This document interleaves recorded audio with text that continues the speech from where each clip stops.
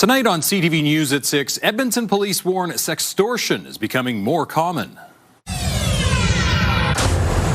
Parents and kids cautioned about the potentially devastating impact of the online crime. We need more than just, do we need to talk to our kids? The speed limit is going up on a busy Edmonton area highway. The weather gets a little nicer, we will be launching that. And we were expecting something big, but not Big Shaq. Why is Shaquille O'Neal in Edmonton? I think the Canadian people know that Shaq loves Canada. Bit of a change to the weather pattern as some colder air drops in for the next few days and some snow for tomorrow.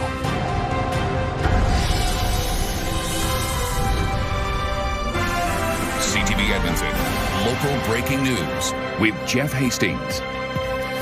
Good evening. Edmonton police say sextortion crimes targeting teens are becoming more common and the impact can be devastating. EPS is partnering with the Alberta Law Enforcement Response Team to raise awareness among parents and kids to recognize red flags and to encourage conversations. Jeremy Thompson is following the story for us tonight. Jeremy, for those wondering, sextortion, it's a form of blackmail? Yeah, Jeff, it's basically blackmail or extortion with a sexualized component. Most commonly, an offender gets access to a nude picture or video of their victim, then threatens to spread it to friends and family unless that victim complies with their demands. That could be money, gift cards, or more explicit images. Constable Stephanie Bosch says victims comply because they're scared to admit their situation. As adults, we haven't done a good job at educating kids or giving them that safe place to land, because unfortunately the messaging up until this point has been, you're part of the problem. You shouldn't have taken that nude image. Why would you do this in the first place? So it's completely understandable why kids aren't coming to us, because they're under the assumption that they're going to get in trouble. Now, while it's a crime to blackmail anyone with explicit images, Edmonton police say sextortion mostly targets young people. The average age of victims is between 13 and 16 years old. Nearly 70% are girls or women. Offenders are often underage as well, about 1 in 3. And more than 80% of sextortion crime is done by men or boys. Bosch says education about red flags parents can watch for in their children is vital to preventing the crime. A spokesperson for a parent group that advocates keeping kids off of smartphones until they're 14 says practical tools and resources for parents are lagging behind the issue. We need more than just, do we need to talk to our kids? Of course, we need to talk to our kids, but, we're really hoping that we can get some legislation in place that will help us as parents. Because Kirsten Sweet says Ottawa is currently working on an online harms bill that could help address sextortion. Her group also supports a social media age restriction similar to Australia, which bans anyone under 16 from using it. Now, Constable Bosch warns an abstinence approach ignores the reality that kids will find a way around restrictions. She says dealing with it directly and openly gives kids the skills to recognize and deal with potential sextortion. Jeff? All right, Jeremy, thank you. It's Jeremy Thompson live tonight. The province is being accused of not doing enough to keep parents with kids in childcare informed when serious incidents happen. The Education and Childcare Minister says his team is looking into ways to improve, but the NDP says action is needed now. CTV's Amanda Anderson reports. We have seen several very serious cases of child abuse in childcare programs. NDP MLAs described parent concerns heard in their ridings and incidents of alleged abuse. This grandchild was assaulted by a childcare worker, which resulted in a collarbone fracture. The only people notified were the child's parents. So the assaulted child's parents, but no other parents were notified. When a program fails to meet these standards, parents need to know. In June, a sexual assault on a child allegedly happened at Willowbrae Academy, Mill Creek. Other parents didn't find out until the victim's parents took it upon themselves to tell them. Let me be clear that our issue is with the law as it exists right now.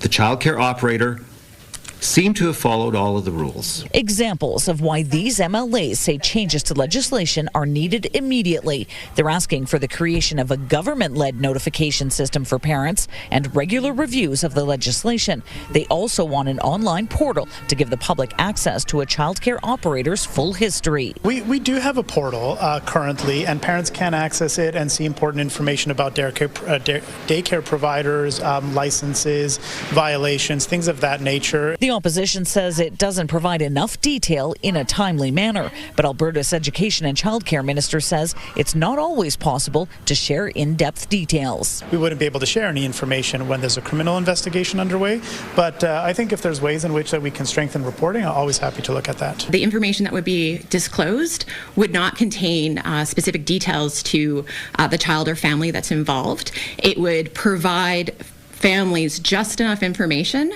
so that they could make that informed choice. Diana Batten says it's not about creating panic or blacklisting a daycare operator. It's about transparency for parents. The minister couldn't put a timeline on when his team will be done looking into the legislation, only that it will take time. Amanda Anderson, CTV News, Edmonton. Transportation Minister Devin Dreeshen says the province will pilot the 120 kilometres an hour speed limit on a section of the QE2 south of Leduc. We're looking at that pilot for 120 on Highway 2, and as soon as it warms up and the weather gets a little nicer, we will be launching that. Right now, the speed limit is 110 kilometres an hour. Dreeshen says a survey last year showed the majority of people who responded support increasing highway speed limits. More than 90% supported restricting commercial trucks to certain lanes on major highways. No word of that will be part of the pilot project. Alberta's Forestry and Parks Minister says parts of the province are in better shape for moisture as wildfire season gets underway. Todd Loewen says preparations are going well. He says while they're still hiring for some positions, more people than ever have applied to work with Alberta Wildfire. Loewen says the northern parts of Alberta have received a large amount of snow, which helps conditions. He says there are crews right now working on fires left over from last year and a few new starts. He says Alberta Wildfire will watch for hot, dry, and windy weather. So we'll be looking for that, kind of monitoring what's going on the landscape. We're constantly monitoring the weather to look for those conditions. And as we see those conditions start, then we will move personnel and equipment into those areas so that we're ready to respond should a wildfire start. Loewen says they're still concerned about the south and southwestern areas of the province where it is much drier. The province also says it's on track to create 300 new camping spots this year. Its goal is to have 900 new spots over the next 5 years. Mr. Todd Loewen says progress is also being made on Big Island Provincial Park. The province established the park in southwest Edmonton 3 years ago. It's managed by the city, province, and Enoch Cree Nation. This year's provincial budget allotted more than $4.5 million for the park. Testing done by Parks Canada shows a disease that could kill up to 90% of young fish has been discovered in the province. Evan Kenny joins us now live with more. And Evan, where was it found? Jeff, whirling disease has been found in Lake Louise, and now Parks Canada is putting in restrictions at other lakes and rivers to protect against invasive species. Whirling disease is not harmful to humans or animals. It could have a major impact on trout, whitefish, and salmon. Parks Canada believes the disease was introduced to Lake Louise by mud or water from boats and fishing equipment. To stop the spread, Parks Canada is breaking up water bodies in mountain national parks into 3 zones, each with regulations on water activities. While Parks Canada is focused on whirling disease in southern national parks, it wants to be proactive against all invasive species. Aquatic invasive species are very difficult to remove or manage once they are introduced into a system. So we understand the disappointment that visitors would like to continue recreating on some of these water bodies, but we are trying to find a balance. In Jasper National Park, the areas in purple allow normal water activity. Any areas in yellow are in the preservation zone, where paddling and fishing with hip waders are not allowed. Parks Canada is asking you to double check what activities are allowed at any lake or river you plan to visit. Evan, thank you. Police are looking for dashcam video after 2 teenagers were struck while crossing the street in a North Edmonton neighborhood. It happened yesterday around noon at 122nd Ave and 96th Street. 2 16-year-old girls were taken to hospital with serious but non-life-threatening injuries. Police say the 62-year-old driver stayed on scene. Alcohol and speed are not considered factors. Both Locust stores in the Edmonton area are now closed. The grocer shut down earlier than advertised after quickly selling off its stock. The sudden closures are impacting some local producers. Nicole Weisberg reports. 5 5 days after Loca said it will be closing its 2 locations, customers are still coming to shop.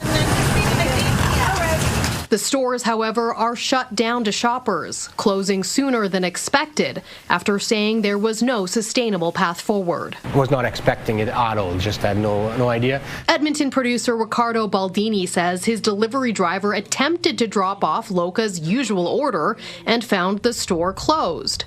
Baldini has been selling his microgreens there since Loca opened in Sherwood Park 2 years ago. We have been having a consistent growth year over year, so I'm sure we're going to come back from this, but I'm sad to see that Loca is closing. It was a great place. We have some dill. This is some anise hyssop. Baldini says shoppers can still find his products at the Italian Centre and local farmers markets. He also offers home delivery. You can order online. And on a weekly or bi-weekly basis, and we bring whatever you need to you. This food writer says while some may be disappointed by Loca's closure, it is actually easier than ever to find local goods. Well, I think your farmers markets are the best place to start because often those people are the ones who are also online. But take Chatsworth Farm, for example. They're not at the farmers markets. They have a thriving, robust, direct sales model. And Mary Bailey says things are changing from a pricing perspective. With all the tariffs and everything else, people used to always say, oh, local food's way too expensive. I don't think people are saying that anymore. The prices are pretty much even now. Baldini says he is grateful he has many different clients to help him weather this storm. Nicole Weisberg, CTV News, Edmonton. The Edmonton Oilers picked up a big win against a tough team in Colorado last night. Despite leading, the Oilers were forced to switch goalies in the second period.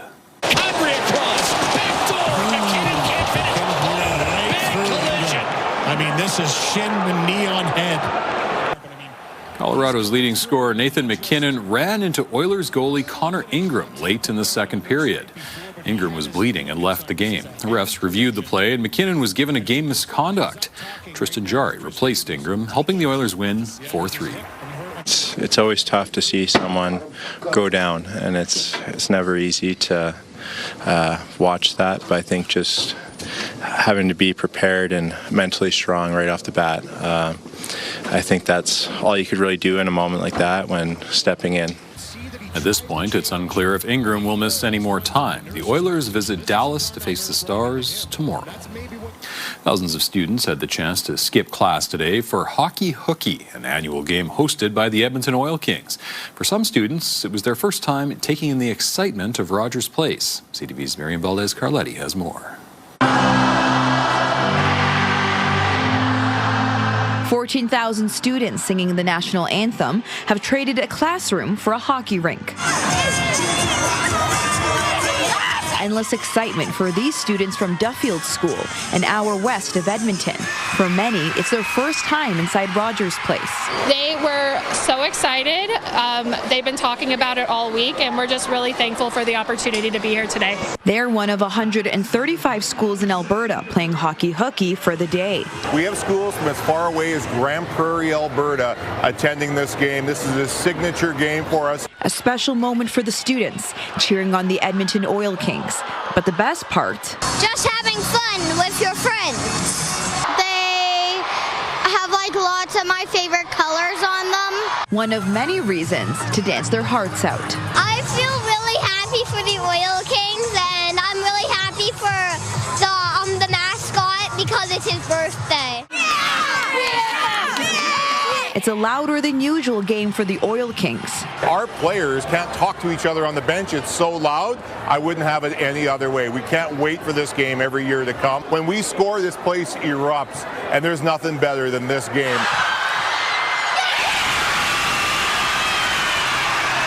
Especially when you're near the action on the ice. How did it feel to see the goal up close? It was good. Cool. Yeah. A field trip to remember that ended as a 6-1 win against the Wenatchee Wild. Miriam Valdez-Carletti, CTV News, Edmonton. Surprised we didn't hear that out here in the West End, Josh. I've been to one of those with one of my son's classes, and it is insanely loud. Looks like it. Big drop in temperatures on the way for tomorrow. We get to 3 degrees for a daytime high today. We'll be about 10 degrees colder by tomorrow afternoon. Take a look at current temperatures around the region. 0 off to the northeast in Nemeo. Everybody else is still above the freezing mark, though. And we're still at 3 in downtown Edmonton. 3 will go down as the daytime high for today. We started the day at -8. So your morning low today, as cold as it got this morning, that's as warm as it's going to get over the next couple of days. In fact, mornings by Friday, Saturday, Sunday will be in the mid-minus teens once again. So what it looks like outside right now with the CTV drone. It's brought to you by Century Casinos. 3 great locations, Edmonton, St. Albert, and Century Mile. Nice to see a little bit of sunshine still out there. Still some pockets of blue hanging over the city, but just off to the west, there are some thicker clouds, and off to the southwest is where most of the snow is going to come from. We had some flurries west of the Edmonton area. If you were watching at 5, we said that's probably going to fall apart before it hits the city. Indeed, it has. So through this evening, just partly cloudy, and then overnight tonight, that cloud cover increases. Snow rolls in from the southwest. We have snowfall warnings. Icefields Parkway, southern parts of the foothills. And from Drayton Valley, Rocky Mountain House, all the way southeast through Red Deer off to just north of Medicine Hat. In general, about 15 to 20 centimeters of snow through those areas. Here in Edmonton, no warning, and we're going to get grazed by that snow. But I think we probably pick up 1 to maybe as much as 4 centimeters, -10 in the morning and -7 in the afternoon. Full look at your forecast in just a few minutes. Thanks, Josh. Coming up on CTV News at 6, Treaty 6 chiefs meet with King Charles. Treaty is part of the Constitution. Without the Constitution, there would be no provinces. More on what came in the private meeting between the chiefs and Crown also. We're using food and nutrition to help people stay strong, maintain muscle, and tolerate cancer treatment. A U of A professor is given a prestigious award to help with her cancer research.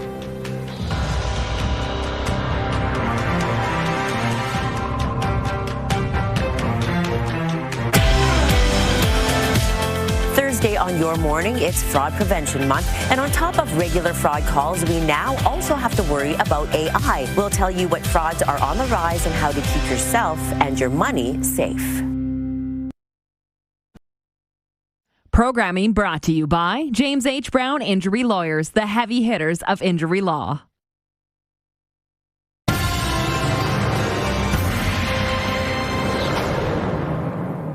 First Nations chiefs from Western Canada met privately with King Charles today at Buckingham Palace.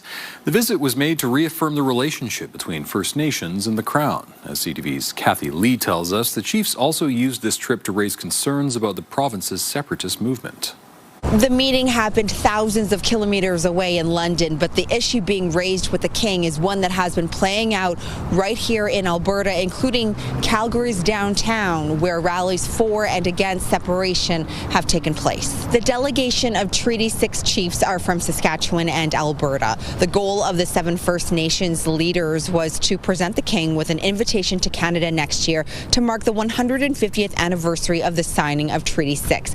However, with the separatism movement growing, Alberta chiefs wanted to take the opportunity to shed light on this, saying that the Crown's obligation is to protect and uphold treaty rights against separatist threats and to remind the King that their relationship is not with provinces or Canada, it is with the Crown. We keep saying it over and over and over that treaty is part of the Constitution. Without the Constitution, there would be no provinces. We signed treaty to share the land to the depth of a plow. And the King understands this, and his mother understood this. Indigenous leaders have been vocally opposed to the separatist movement in Alberta, many calling on Premier Danielle Smith to denounce it. The province's Justice Minister has said that the government has taken particular and specific steps to ensure First Nations and treaty rights are respected. Grand Chief Joey Pete said the meeting today lasted nearly 1 hour and that he came away with a positive impression, saying the King acknowledged the group's concerns. Kathy Lee, CTV News, Calgary. This afternoon, Alberta's Indigenous Relations Minister was asked about the chief's trip to see the King. Dialogue is important at every level about a number of different issues. Everybody has their perspective. I'd be interested in learning more about what comes out of those meetings, and certainly I do want to speak to Grand Chief Pete as well. Marjan Sani was also asked today if she signed the separatist petition. She says she has not. The University of Alberta researcher has earned a prestigious national award that will help expand her work. Carla Prado is looking at the benefits the right amount of protein has on women undergoing chemotherapy. She says many patients experience rapid muscle loss, which leads to other health impacts. Prado's research uses breath and urine samples to figure out the protein needs of each person. She says nutrition is an important pillar of supportive cancer care. Our recommendations are given as a range. So there isn't an absolute destination of where we want people to get. So we're using this very unique method, and we're using food and nutrition to help people stay strong, maintain muscle, and tolerate cancer treatment. Prado is looking for 40 women to join her research. More information can be found on our website, ctvnewsedmonton.ca. Still to come, a supersized surprise for some furniture employees. We were expecting something big, but not big Shaq. Basketball legend is in Edmonton revealing his latest project. It looks beautiful out there right now, and temperatures are still a couple of degrees above zero, but that is set to change. Snow on the way for tomorrow, probably a couple centimeters worth by the end of the day, and the first of 3 straight days with temperatures well below average. 5-day forecast right after the break.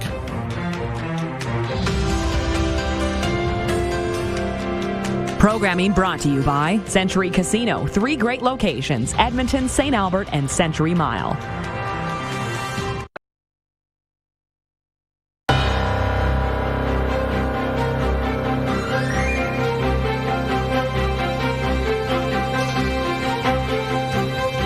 Furniture store The Brick gathered employees from across Canada in Edmonton this morning. They thought they were here, where the brand began, to learn about what's for sale in the year ahead. They got one big surprise. Kent Morrison was there and has more. Gathered for early morning product knowledge, this group thought they had a good idea what they were in for. Pretty usual stuff, the new launches for the next year, keynote speakers, finish off what the new lineups were going to be coming forward. Perhaps expectations should have been higher, because coming forward was a star center.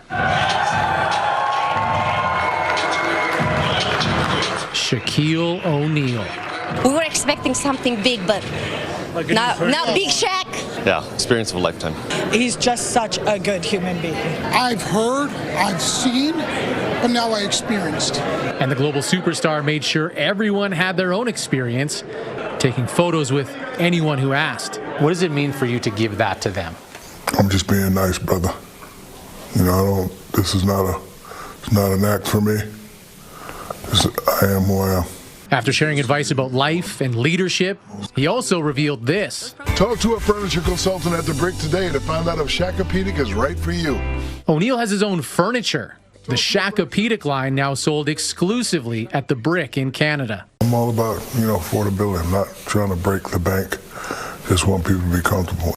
I'm just happy to be here. It's my first time in Edmonton. I went out last night by myself. Everybody was hospitable.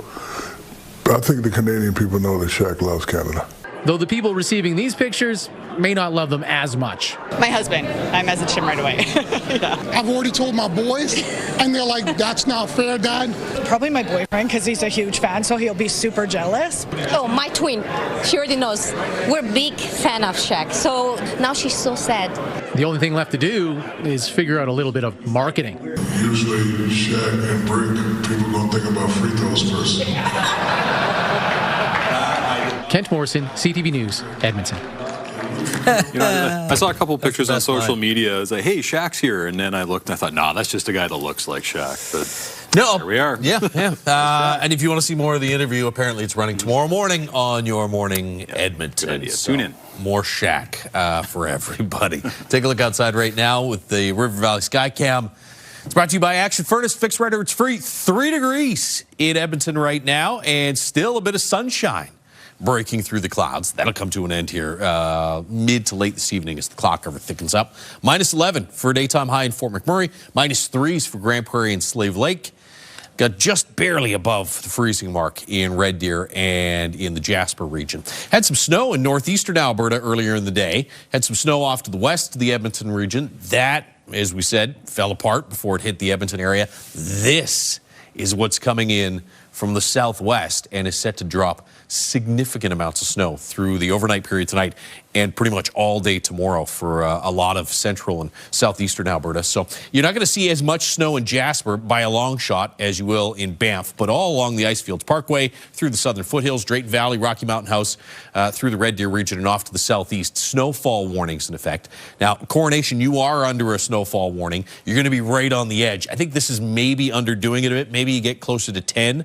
I don't think you're going to get the 15 to 20, though, that we'll see for areas just off to the southwest. You get into this purple zone here through the mountain parks, that's more like 15 to 25 centimeters of snow. Some spots, isolated pockets, could be closer to 30 centimeters of snow. There's Edmonton at about 4, according to this model. Although the last run that came in an hour or two ago had us closer to 1 centimeter of snow. Somewhere in that ballpark is kind of what we've been thinking all day today. It probably starts sort of early to mid-morning. Heaviest of snow will be through the lunchtime hour and into the early afternoon. So I'm not convinced that there's snow coming down for the morning commute tomorrow. It's a possibility, but I think the heaviest should be after the morning commute. You've got pockets here off to the north and west of the city that could be closer to 10 centimeters, but here in Edmonton, looks like it's just going to be a glancing blow as far as the snow is concerned. We will have some on the ground by the end of the day tomorrow. It's just not going to be as much as areas outside the city. Let's give you a timeline on this. By 11 p.m., that snow's already into the Red Deer area. Sneaks into the Edmonton region, or at least close to it, by tomorrow morning. So this is 8 a.m. I think the heaviest is still off to the west-southwest of us, and then through the course of the morning and into the early afternoon hours, that slowly tracks to the east, and you get your heavier pockets of snow there midday into the early afternoon hours. By supper time, this starts to move east-northeast, and by tomorrow evening, snow is out of the Edmonton area, and then it's just a couple of cold days to get through. There's the drop for tomorrow. Cold air sticks around into Friday, Saturday, and then starts to retreat by Sunday. And by Monday, we're back above zero. It's above zero right now, 3 degrees in Edmonton. Cooler off to the north, northwest. That's the cooler air that's going to drop in over the next 24 hours. So minus 10 by tomorrow morning. Snow through the course of the day tomorrow, tapering off late in the day, and a high of minus 7. Minus 10 range for highs Friday, Saturday. Mornings in the mid-minus teens. And then back to 3 degrees Monday and close to 10 for daytime highs by Tuesday, Wednesday. Thanks, Josh. Still ahead on CTV News at 6, a growing economic crisis.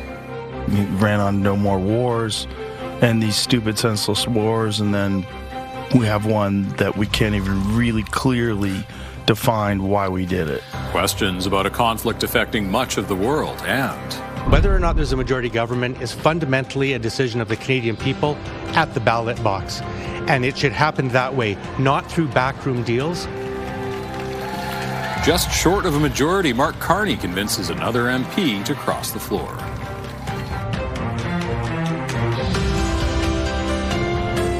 Programming brought to you by Basement Systems Edmonton. Contact us today for all things basement-y.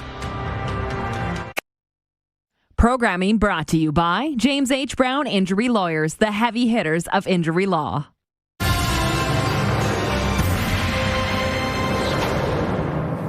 The war in Iran is fast becoming an economic crisis, with Iran targeting vessels in the critical Strait of Hormuz, a key shipping route for 20% of the world's oil. As CTV's Joy Malbon reports, Donald Trump is threatening Iran with harsher punishment if it continues to target global oil and shipping. New video from Central Command shows the U.S. blowing up Iranian vessels suspected of laying mines near the Strait of Hormuz.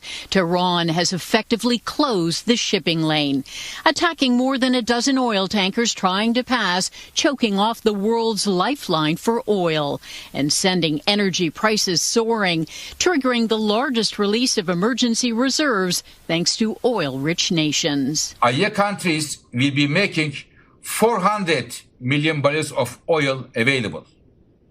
I repeat, 400 million barrels of oil. Canada helping to offset global shortages too. Canada will do its part to contribute to the world's supply. That will bring prices down for Canadians. That will keep prices affordable for Canadians. With the U.S. and Israel targeting Iranian military sites, and Iran retaliating with a new wave of missile and drone attacks, President Donald Trump telling reporters, right now they've lost their Navy, they've lost their Air Force, They have no anti-aircraft apparatus at all. They have no radar. Their leaders are gone. And we could do a lot worse. The president promising to hit harder, but also saying the war is pretty much over. Which is it? Is the war ending soon, or are we on the brink of the worst fighting yet? Mixed messaging from Washington isn't going over well. Key Trump supporters like Joe Rogan publicly criticizing the war as a betrayal. He ran on no more wars and these stupid, senseless wars, and then we have one that we can't even really clearly define why we did it. With the new Supreme Leader, Iran insists it alone will decide the war's end, as the FBI now warns sympathizers or proxies could try to launch attacks on U.S. soil. Joy Malbin, CTV News, Washington. Ottawa is buzzing after a fourth member of Parliament, this time an NDP MP, crossed the floor to join the Liberals. It puts Mark Carney 2 seats shy of majority. CTV's Mike Lecouture has more. It was another hero's welcome for the latest opposition MP to join the Liberals. This time, it was a member of the NDP. Lori Idlout says threats to Canada's sovereignty and concerns for her constituents in the north led to this decision. There are a variety of many things that have allowed me to really reflect on this, and I'm very thankful to be so warmly welcomed. Now, ahead of her introduction to caucus, the Prime Minister praised Idlout's work as an MP. We've had conversations about what we can do, both large and small, in Nunavut. The mood within the NDP today was decidedly more dour. Less than a week ago, Idlout spoke at an event in support of leadership candidate Avi Lewis. I truly am nervous about my influence. Surrounded by his caucus of just 6 members, interim leader Don Davies said any floor crosser should have to run in a by-election. He also criticized Carney for poaching other MPs. Whether or not there's a majority government is fundamentally a decision of the Canadian people at the ballot box.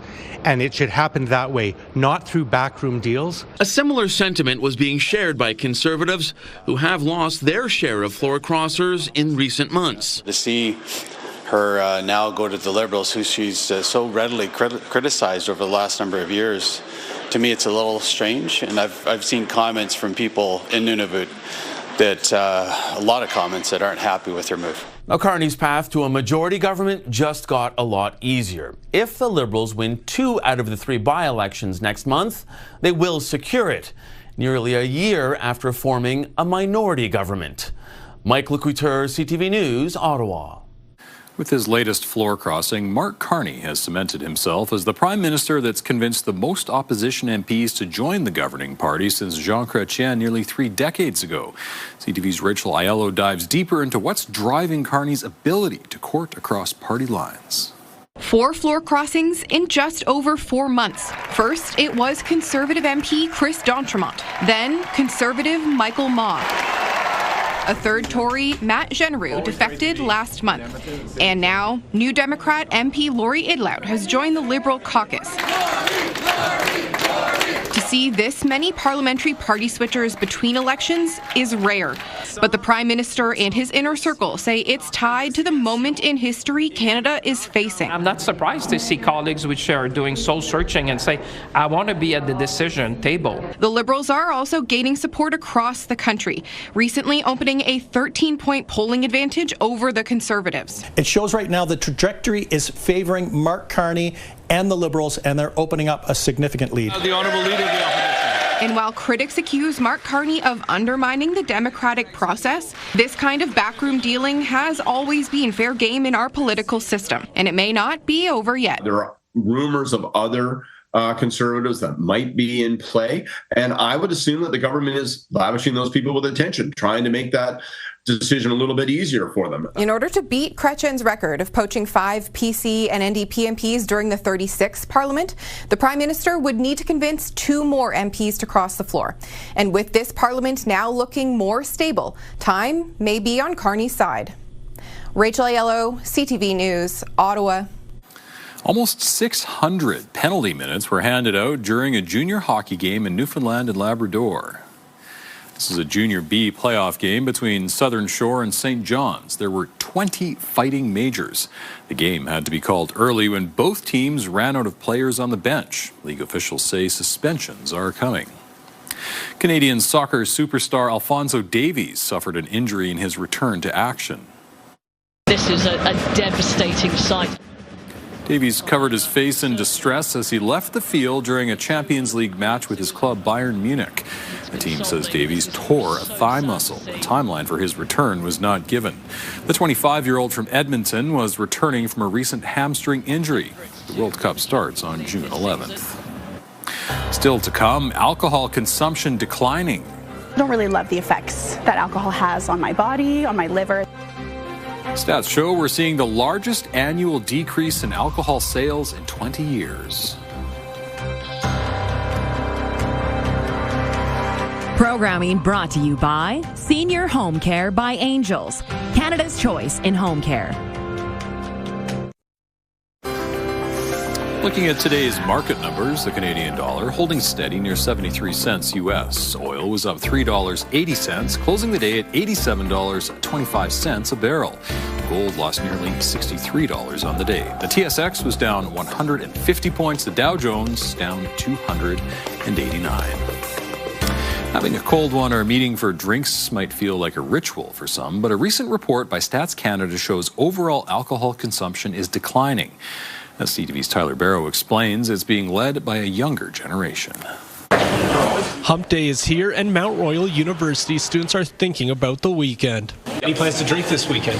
No plans. Just hanging out with friends. Not this weekend. I will be studying for my midterms. No, not really. I'm not a huge drinker. No, not really. I'm just gonna stay home. These 4 students' decision to stay sober might be more than a coincidence. According to Stats Canada, liquor authorities and other retail outlets sales dipped by 1.6% for the fiscal year ending March 31st, 2025. That comes as the price of alcohol beverages in stores has increased 1.6%. On average, Canadians of legal drinking age purchased the equivalent of 8 standard alcoholic beverages per week in 2024-25, down from 8.7 the previous year and 9.7 a decade ago. This all leading to the largest annual decrease in alcohol sales in 20 years. The decline in consumption is among younger people rather than older people. Rod Phillips, who specializes in the history of alcohol, points to young people prioritizing their health, being financially conscious, and their ability to have fun without it. I think it just kind of gets in the way. It's just not really who I am personally. I don't really love the effects that alcohol has on my body, on my liver. Producers are catching on. Toolshed Brewing Company offers 3 non-alcoholic beers. Let's absolutely hand over fist the fastest growing aspect of our business. It launched the first dry January 2022. Tyler Barrow, CTV News, Calgary. There are growing calls to lower the age for routine colorectal screening in Canada. Over the last decade, more than 18,000 Canadians under the age of 50 have been diagnosed with the disease. And far too often, their cancers are diagnosed too late because routine screening begins too late. Advocates want the screening age to be lowered from 50 to 45 for average-risk Canadians. The calls come as cases of the disease are rising in people under 50, and the diagnoses often come at later stages. When found early, survival rates for colorectal cancer are about 90%, compared to less than 15% at advanced stages. Nate is hosting the CCAA Men's Volleyball Championship for the first time. The tournament is underway in the Nate Gymnasium. 8 teams are competing, including the Ooks. Nate is expecting big crowds, saying weekend tournament passes are almost sold out. Yeah, these are the best college volleyball teams in the country here today, so it's really exciting. Nate's been building for this for the last couple of years, so we're really excited and hopefully see some big crowds all week, and hopefully our Nate Ooks team does well as well. The championship final matches will be held on Sunday.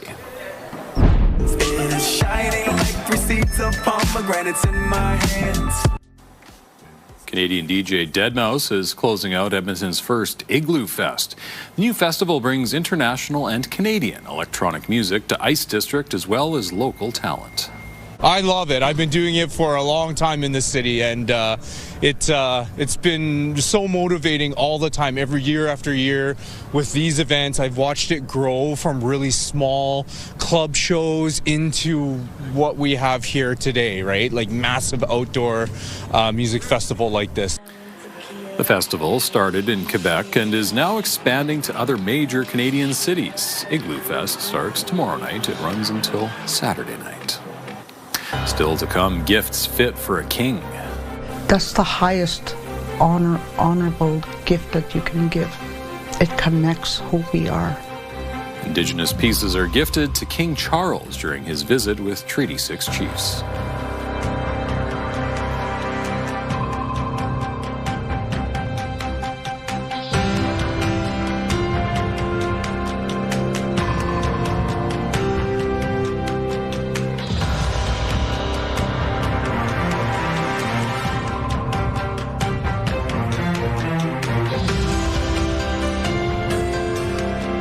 Stay with us. We've got another full night of great shows for you tonight on CTV.